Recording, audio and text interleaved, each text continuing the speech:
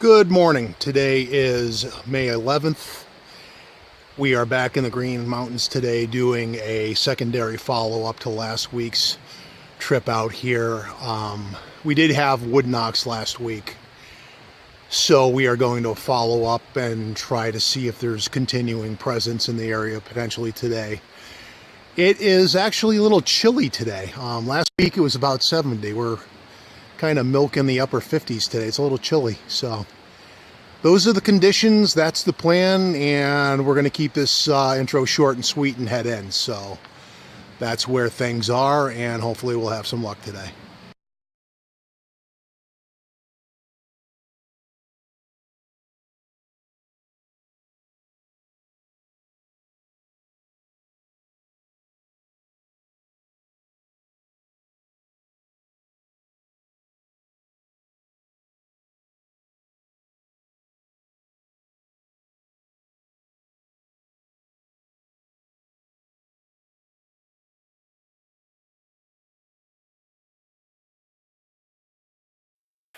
And we're back.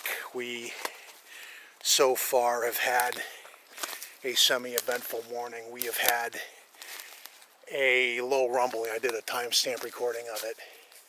Not of this sound, it was kind of subtle, but as kind of like a rumble you feel in the ground. And I had made mention before that back when I was with Nezra, we had a similar thing happen at a place in the Adirondacks, and this reminded me of that. It's the first time I've had that happen here, so that's interesting. Don't know really what to ascribe it to, but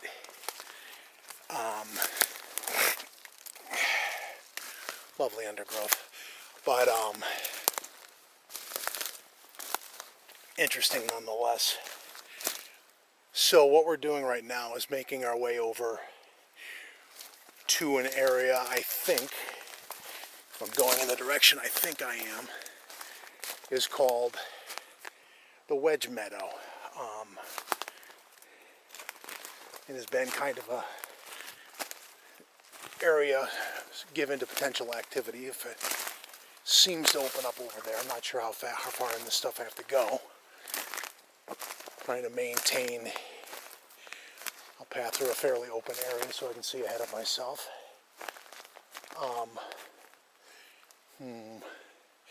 I also want to take the opportunity to address a comment I got on a previous video not so long ago. A gentleman mentions that he gets frustrated because of all the things he thinks I'm missing. What he needs to understand is just because I don't necessarily mention something doesn't mean I didn't see it. I've been of the philosophy from the beginning that I present things as they happen out here. I don't make claims or anything if I don't have decent reason to. Like the rumbling thing. I'm not going to make an assumption as to what it was. There was something that was interesting, but what exactly it is, I don't know. But if his intent is to point out stick structures, he's like potential squatches and things. One thing I'm not going to do, and if that frustrates some, oh well, I don't go through with footage and draw in pareidolia stuff after. That is straight up deceptive. And make sure I don't lose my bearings here.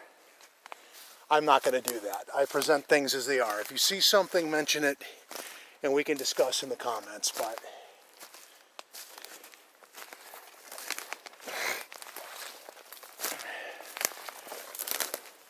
I will repeat my stance.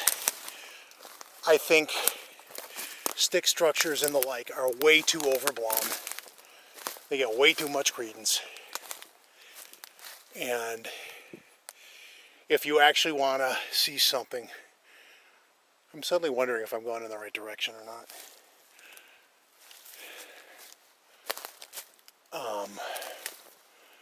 We'll cut through here. Also trying to minimize the undergrowth, but that is proving to be a challenge. So I think it's right over there. And like this, there are those that are going to call this a stick structure. It's a tree that fell over. You can feel free to disagree all you want, but for all the people that obsess on stick structures, I'm sorry there's not a single picture of a monkey person playing with sticks that I've come across to back up any credence of that theory whatsoever.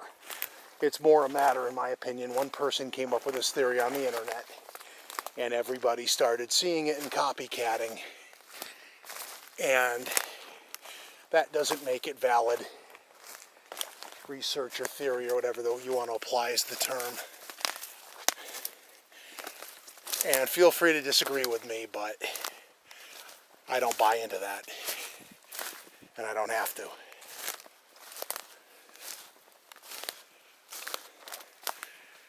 And because right there you've got an interesting twist right there, but right next to it you've got some hunter's tape. So obviously, I bet you this is where those bow hunters were last year, around October, when I came across them and their dog, or more accurately, their dog came across me. And probably why they weren't around last summer, or last summer. I really don't like these trees.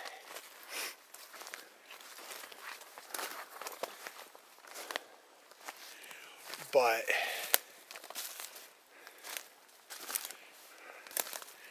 just because I don't make mention of something doesn't mean I don't make note of it. So, well, your assumptions are duly noted.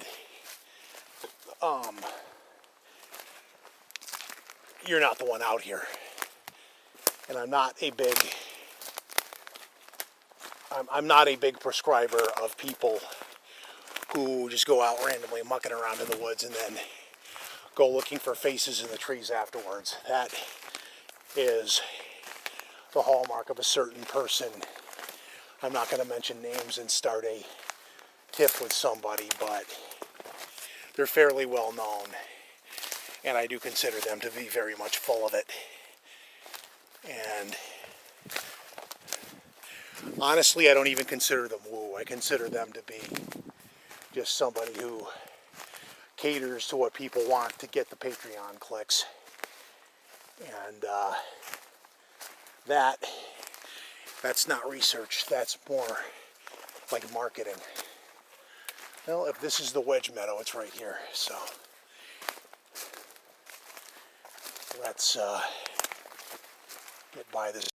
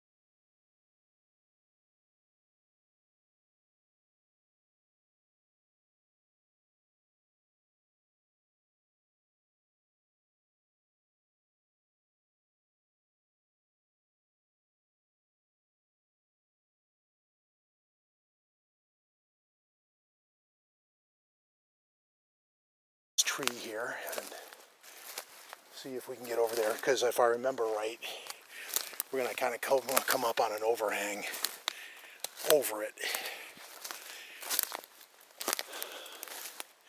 Some of it is rather hilly in the surroundings around it.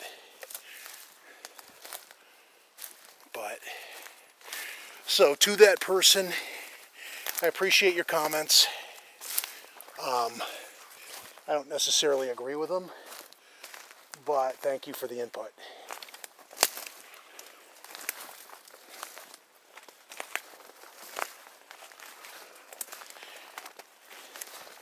I always find it a little frustrating that it's all wide open until you get near the actual edge, and then it gets all undergrowthy again. And you gotta wade through this stuff. Not a fan of that. Because you make all these lovely cracking noises and lose any chance of coming, God damn it, coming up on anything by surprise.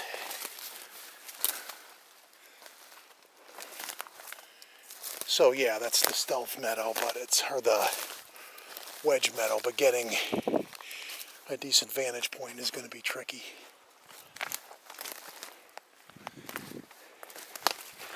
I have to traipse through all this crap and make noise. Try not to fall on my butt.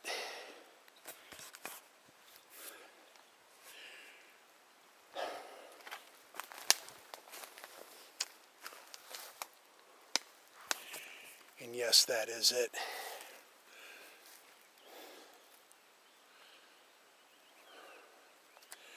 I already tell you there's nothing down there because I can hear the birds. What I mean by that is when you perk up for quote-unquote them, it's because you hear deadpan quiet and I can hear birds. Or dead. This is what we're talking about.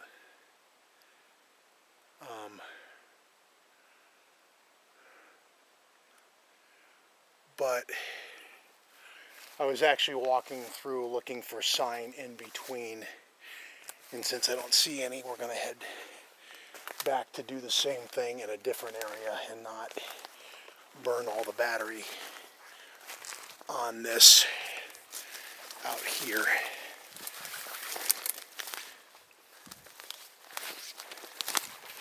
And if I do miss something out here, it's probably because I have to kind of mind my footing out here too. If you notice, this isn't exactly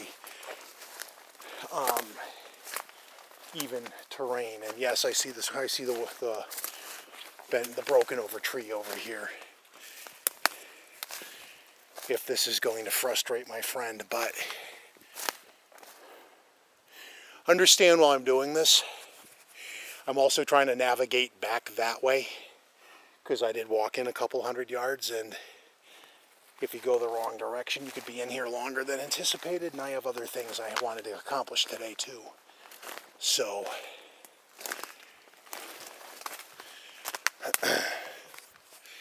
I'm sorry if I frustrate you in some ways. I forget the gentleman's name, but there's a little bit more to it when you're out here, like trying to walk to a direction where you get out of all this undergrowth and check for things you don't want crawling on you, although my pants are pretty much laced with permethrin and Repel, so one would hope they find me a nice toxic soup and stay away from me. But yeah, as far as the frustration factor, I'm going to apply the armchair quarterback observation there, and you kind of need to realize there's a little bit more involved. And right now, yes, there's hunter's tape over there, but we are in the middle of some fairly deep forest, and we're basically, where I parked my car is easily over an hour away, so getting lost and getting back are things one has to bear in mind too. So this really is subpar for finding tracks and things too. Just if you look down at the ground, slow pan, leaf litter, bumpy ground, not really a lot to work with. The one time I have had a sighting in here, it was literally a matter of luck, being in the right place at the right time, and my friend lost his nerve and broke and ran, jumped up and ran. So rather than focus on potential squatches like he mentions, I focus on looking for sign for the two that are in here, that actually are known to be in here. So there's that. It never ceases to frustrate me either that when I come back out, I always find a more open area I could have walked through. Once I get around this infernal undergrowth crap, which probably doesn't look as thick on camera, but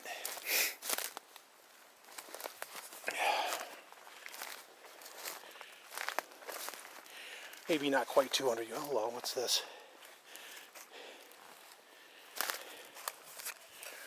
Moose tracks. I stand corrected. So I really wish this thing had a zoom, but it doesn't. We are so right here, slightly southwest of where we were, string of moose tracks in a previous segment, and there's a little notch in here. This is kind of on the end of bog number 3. If you look, I guess we're going to designate 3A. I've seen it on a map before. I just had the drone over it. It's actually bigger than it looks like. When you have the drone directly over, it looks a little bigger. So we are going to go take a look and check for sign in that little locale, since I don't think I've been in there before. So that is the next phase of this. And yes, I see the tree break. If you want to make that relevant to something, okay, but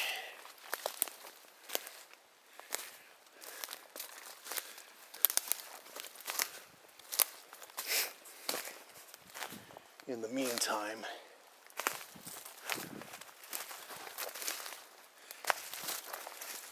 that wasn't a long distance at all. Although we may have to, let's see where we pop out here. We're all the way over there if we have to follow the tree line for a little bit. Which is still basically parallel, yes, I see the arch, to the distance of the direction I was traveling in anyway.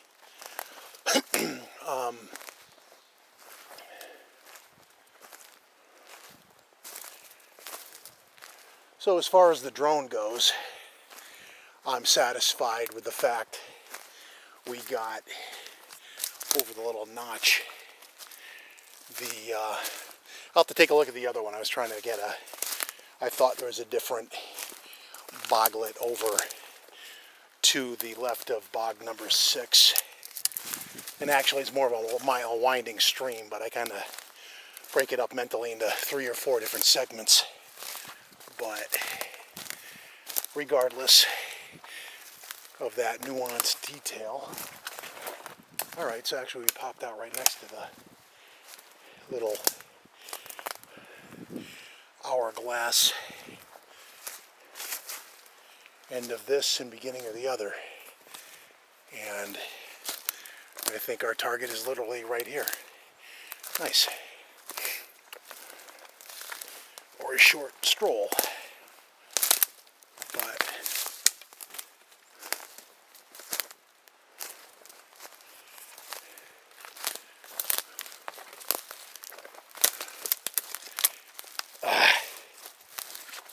undergrowth, my mortal enemy. Mushroom on a tree.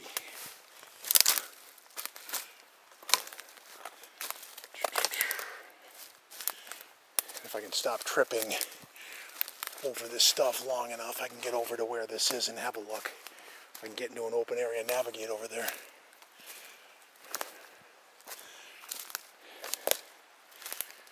all this damn deadfall kind of impeding that.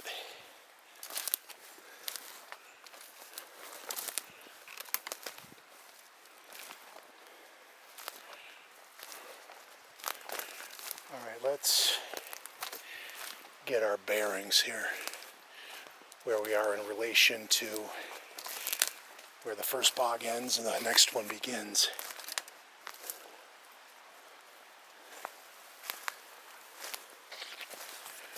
So, I actually think we're on the very end. Yeah, it's actually over there. This is the very end of the bog. So we can maneuver through this and go over that way.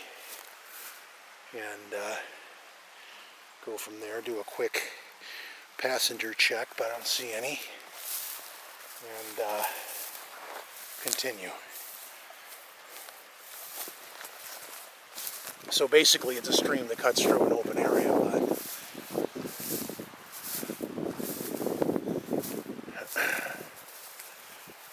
oh, if we get around that and go through this by way of a relative path of the least resistance, I think. If we pop out in here, it gets open again, sort of. So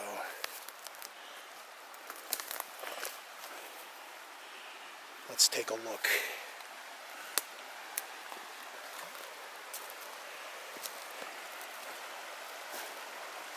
Still curious what that rumble was.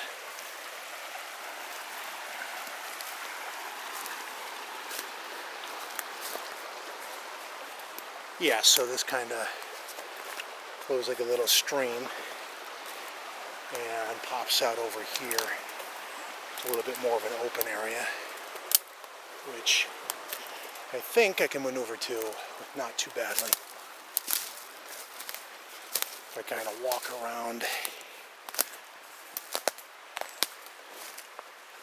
this multi-dimensional knot. I'm going to steal a word from Michael Merchant. Polydimensional terrain. Although he meant something a little bit more esoteric at the time when he used the term. He can always sue me for infringement, I guess.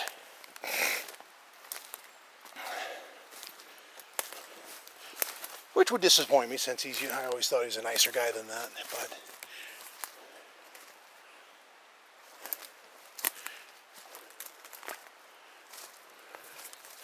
here we go.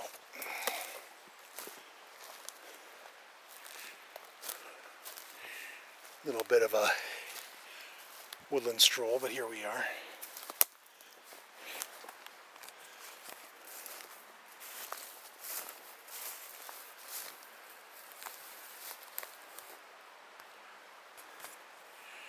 So, the very edge of bog number 3 in what we will call 3A. And if we were to actually follow this, it probably goes back to a trail junction. And we're back again. Heading back into the woodland, stop and now.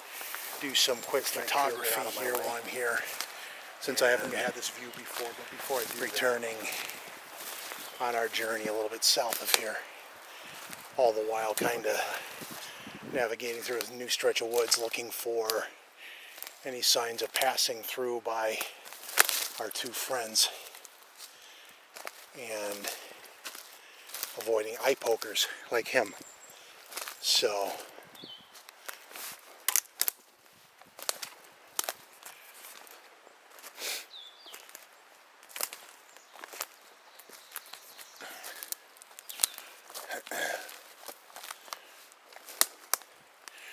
and if I go in this direction more or less, it does lead you back to a trail junction, so even if I don't go exactly in the direction I expect to,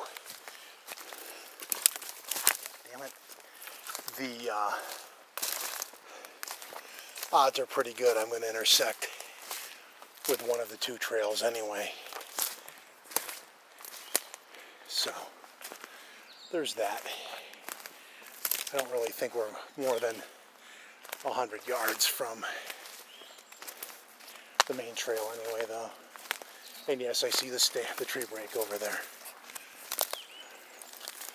So before I frustrate anyone, sorry dude, I don't mean to keep beating on your comment, but interesting looking tree over there if that picks that up. But it did kind of tickle me a little bit that you are trying to put things into perspective when you're not even here. I'm sorry, I just don't buy into that.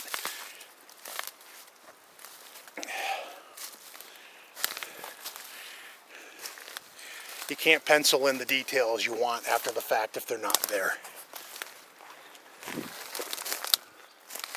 Another interesting little tree thing over there. Although I don't necessarily find it to be Bigfoot.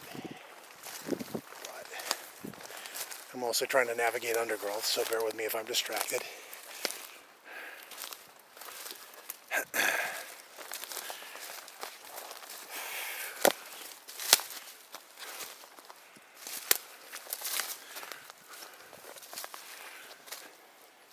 I think I may have come out on the trail I didn't expect, but it still does more or less accomplish, everything else can get over itself, more or less what I was hoping, which is to get out of the undergrowth. So we're going to make our way out to this and do a little unexpected backtracking, but I see the arch. We're going to parallel the arch and come out on the trail and then end this segment while I figure out how far up the road I am from where I thought, or trail, whatever you want to call this. So we'll wrap this up near this weird eye poker tree here and then figure out my way back. So we'll be back in a few.